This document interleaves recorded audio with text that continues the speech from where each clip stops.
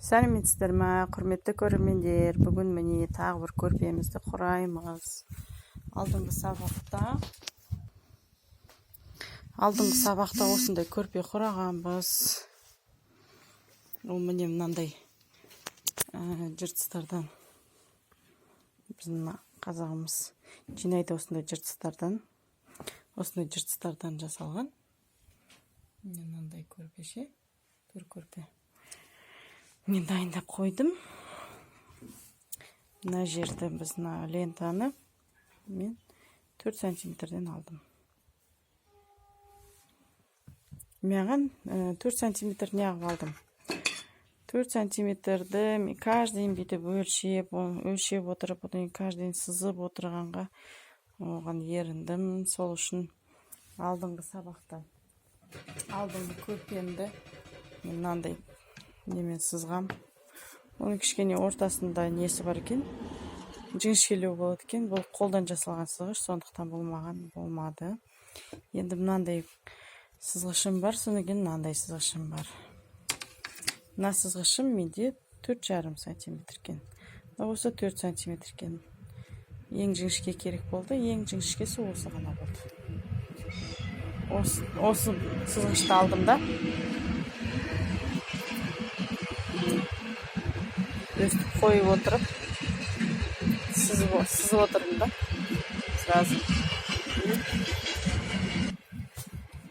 Сызып отырдым да, осыны кесіп аламын. Кестім міне.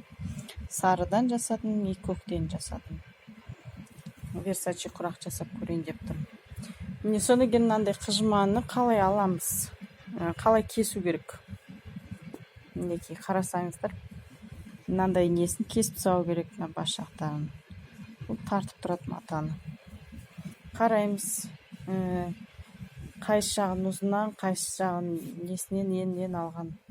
Мынаны бүйтіп ұстаған кезде, көрдіңіз бе? Аста қарай жатып тұр. Сол үшін біз осылайынан аламыз. Осылайынан кесіп аламыз ұзындығын. Негізінде мынаның қазір біз кесетініміз жағы қысқарақ болып тұр. Бұлай ені ұзын болып тұр. Міне қазір біз бұлайынан кесеміз. Енінен. Бұлайынан кессе кішкене ұзынырақ болады да. Бірақ құраған кезде несі велюрі дұрыс жатпайды. Түсініксіз. Екі жаққа да жоқ. Мынау бұне үстіге асты қарай болып тұр. Осы матаны осылайынан құрағанды үйреніп алыңыздар, сол кезде өздеріңізге жеңіл болады. Және де көрпе жатқан кезде көлеңкесі бір жақ қарай құлап тұрады. Әртүрлі цвет болып тұрмайды, әдемі болып тұрады. Бұлай көрпені бұлай қойған кезде бір түр, бұлай қойған кезде бір түр болып тұрады, сонда әдемі болып. Міне мынау немесе үстіге қарай жібересіздер, начосты, немесе астыға қарай. Мен құраған кезде көбінесе астыға қарай жіберем. Мынаны астыға қарай жіберем, мынаны үстіне қарай қойып, өстіп кесе береміз. Мінекей, қазір мына жерде. Көріп тұрсыздар, начостар. Начос бар, үстіге қарай кетті начос. Бұлай қылсаң гладкий болады. Осылайынан кесіп аламыз. Ортасына көз жасамаймын осы жолғы құраққа. Көзге де бір целый мата кетеді, ол керек емес деп ойладым. Көз керек болса, осы матаны өзінен ақ жасай берем.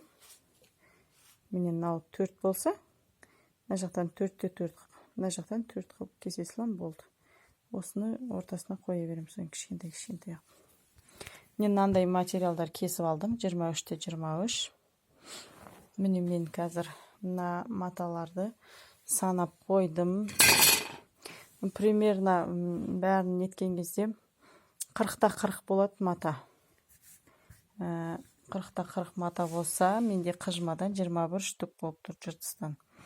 4-еу көк, 2 сары, 4 оранжевый, 5 жасыл, 6 штук қызыл мен фиолетовыйлар. Қызыл мен фиолетовыйды бір цветке жатқыза салдым. Осы бәрі бірге бір цветте болып қосылып жүре береді. Сонымен 23-те 23 мынандай кубик жасадым. Ондайдан қазір көреміз қаншада қанша керек. Негізінде 9 9 9 3 9, содан кейін ортасына 2 8 кетеді.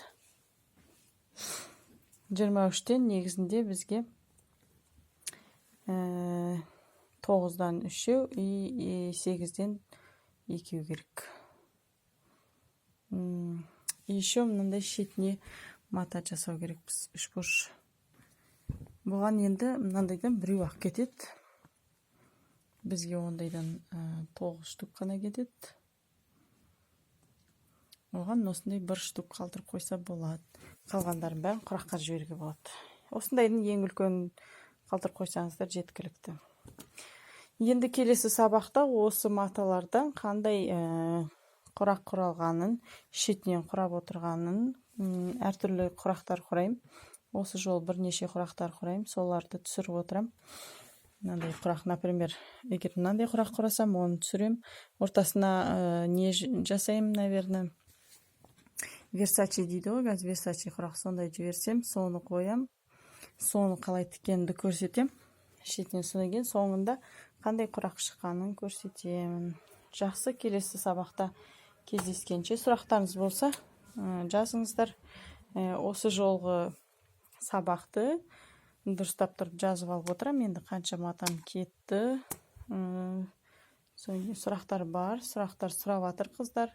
Қанша мата кетті. Сол үшін бәрін дұрыстап жазып алып отыратын болдым.